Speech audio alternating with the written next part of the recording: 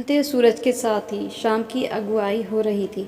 मोहनदास जी अकेले अपनी गैलरी में कुर्सी पर बैठकर कलरव करते लौटकर अपने घर को जाते पंछियों को देख रहे थे।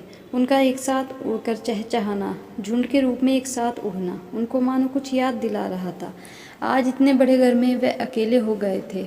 उनका भी अपना कितना बड़ा परिवार था। वह एक बहुत बड़े सरकारी अधिकारी थे। नौकर चाकर, सरकारी गाड़ी, सब कुछ उनके हाथों में था।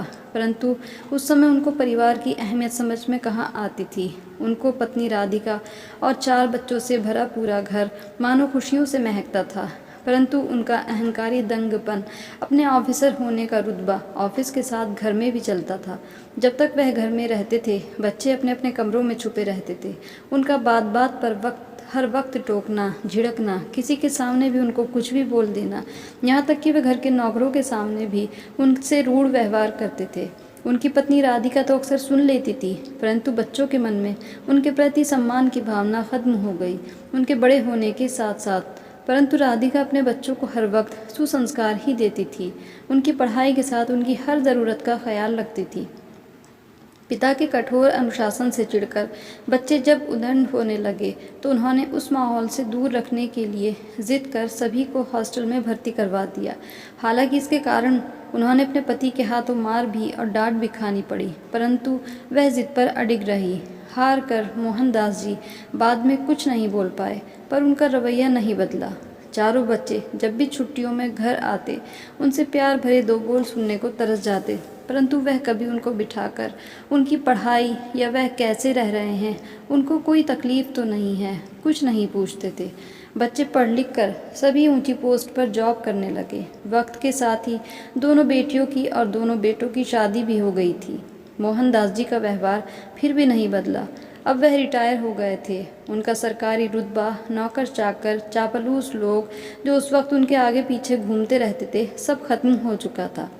राधिका और वह दोनों अब उनके बनाए आलीशान घर में अकेले रहते थे। बच्चे अब समय समय पर आते, पर कोई उनके पास नहीं फटकता था। बहू, बेटे, बेटी, दामाद, सभी की दुनिया बस राधिका जी के आगे पीछे घूमा रहती थी। राधिका जी खुद बहुत बोलती। बच्चों की कुछ देर वह अपने पिता के पास भी बैठे, परंतु बच्चे अब बड़े हो गए थे। उनके पिता का बचपन में किया व्यवहार उनसे उनको बहुत दूर कर चुका था। बच्चों की अनदेखी अब उनको सहन नहीं होती थी, तो वह अपना सारा गुस्सा राधिका जी पर निकालते थे। उनको गालियाँ देते और कहते कि बच्चों के मन में उन्होंने नफ़रत के बीज बोए हैं उनके लिए। उन्होंने क्या नहीं किया सबके लिए, पर आज सारे बच्चे उनको इग्नोर करते हैं। परंतु उनका अपना किया व्यवहार कभी उनको याद नहीं आता था। एक दिन बाद हद से गुजर गई। एक बार दीपावली का त्यौहार था। साथ में ही उनकी पत्नी राधिका का जन्मदिन भी उसी दिन पड़ गया था।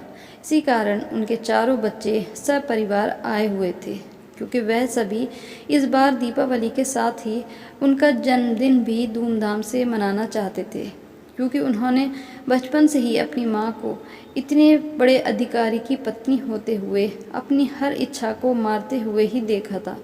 वह कभी अपनी खुशी के लिए जी ही नहीं पाई थी। बच्चे उनको वह खुशी देना चाहते थे। उस दिन सभी ने बहुत ही दिल से घर को सजाया, लक्ष्मी पूजन किया। राधिका जी को उनकी बहुओं और दोनों बेटियों ने बहुत सजाकर उनको जब सजे हुए हॉल में लेकर आए और केक कटवाया और उनके मनपसंद के ही गिफ्ट उनको दिए, जिन्हें पाकर वह फूट फूट कर रो पड़ी। आज उनकी हर ख्वाहिश जो पूरी हुई थी, परंतु इस उम्र में आकर जबकि उनकी सारी इच्छाएं मन में दफन हो चुकी थी, आज बच्चों ने खुद ही उनके पिता को भी बुलाया था माँ की खुशी में शामिल होने के लिए। लेकिन उनका अहंकारी मन पत्नी के लिए बच्चों का प्यार स्वीकार ही नहीं कर पाया और उन्होंने उस दिन भी खूब सारी शराब पी और राधिका जी को जन्मदिन की बधाई देने के बजाय उनके पास जाकर उनको कोसने लगे, गालियाँ देने लगे और कहने लगे, वाह खूब जन्मदिन मना रही है। जिन बच्चों को मेरी कमाई के बलबूते पर पाला, आज खुद तो कुछ कर नहीं पाई, पर उन बच्चों को खुदा बना गई और मुझको सबके बीच गया गुजरा इंसान बना दिया। अरे अगर आज मेरी कमाई नहीं होती तो ये बच्चे कहीं मजदूरी कर रहे होते, समझी, और मारने के लिए हाथ उठाने लगे। तभी उनके बड़े बेटे ने उनका हाथ पकड़कर झटक दिया। खबरदार, आपने जो अब एक शब्द भी बोला हमारी माँ के खिलाफ, आज उनकी हिम्मत और परवरिश से ही हमको संस्कार और सही मकाम मिला है। आपको तो कभी पता तक नहीं होता था कि आपके बच्चे किस स्कूल में पढ़ते हैं, कितने मार्क्स आए हैं, वे किस विषय में कमज़ोर थे, किस विषय में अच्छे, उनको अपने कैरियर के लिए क्या लेना चाहिए, उन्होंने कब कॉलेज की पढ़ाई ख़त्म की। आपको पता ही क्या था, आप बस ऑफिसर बनकर ही बाहर के साथ घर में रहे, पिता और पति कभी बने ही नहीं, जो आज आप सम्मान के हकदार होते, जिसकी हकदार आज सिर्फ़ और सिर्फ हमारी माँ हैं।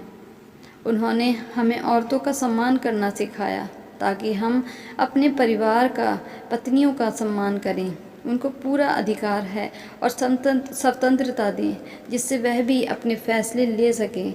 जो कि आज तक उन्होंने झेला है वो उनकी बेटियां, बहुएं न झेलें। उनकी इस शिक्षा के कारण आज हम लोग खुशहाल जीवन जी रहे हैं। आज ही हम अपनी माँ को अपने साथ ले जाएंगे। जी लिया उन्होंने अपना जीवन आपके साथ, अब वह अपनी मर्ज़ी, अपनी इच्छा के अनुसार रहेंगी हमारे साथ, बिना किसी बंधन के। और उन्होंने तुरंत ही बिना राधिका जी से पूछे उनका सामान पैक किया और राधिका जी को लेकर सारे बच्चे चले गए। आज उनको गए 1 साल हो गया था। थोड़े दिनों बाद फिर दिवाली आई थी, पर उनके घर अंधेरा था। आज उनको समझ आ गया था कि कितने भी बड़े पद पर रहो, मान प्रतिष्ठा रहे, पर घर में, परिवार में एक सामान्य इंसान बनकर रहना चाहिए। तो ये थी हमारी आज की कहानी। अगर आपको कहानी अच्छी लगी हो तो इसे अपना एक लाइक ज़रूर कर दें, शेयर ज़रूर करें, जिससे लोग इस कहानी से कुछ सीख लें। और अगर आप नए हैं हमारे चैनल पर तो इसे जल्दी से सब्सक्राइब कर लें और इसकी नोटिफिकेशन बेल को भी ऑन कर लें, जिससे हमारा नोटिफिकेशन आपके पास तुरंत पहुंच जाए। कहानी देखने के लिए बहुत बहुत शुक्रिया।